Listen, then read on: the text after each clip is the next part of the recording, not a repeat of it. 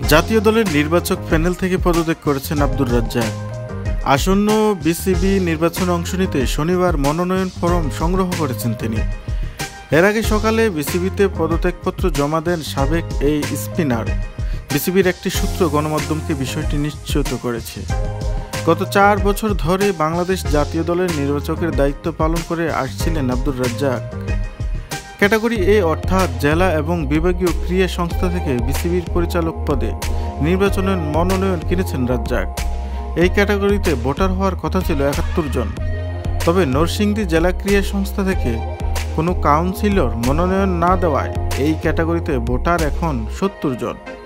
এর আগে খুলনা বিভাগীয় ক্রীড়া সংস্থা কাউন্সিলের মনোনয়ন পেয়েছেন তিনি।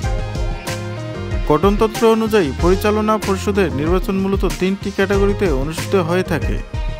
জেলা ও বিভাগ থেকে 10 জন পরিচালক নির্বাচিত হন নিজ নিজ বিভাগের কাউন্সিলরদের ভোটে। ঢাকা, চট্টগ্রাম ও খুলনা বিভাগ থেকে 2 জন করে এবং বরিশাল, সিলেট, রাজশাহী ও রংপুর থেকে 1 জন করে পরিচালক হবেন। এই ক্যাটাগরিতে মোট কাউন্সিলর সংখ্যা হচ্ছে 71 জন। ক্লাব ক্যাটাগরিতে 12 জন পরিচালক নির্বাচিত হবেন।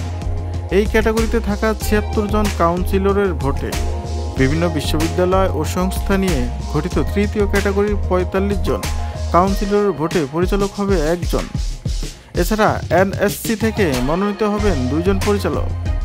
শনিবার সকাল থেকে শুরু হয় বিসিবি নির্বাচনের মনোনয়ন ফরম বিতরণ।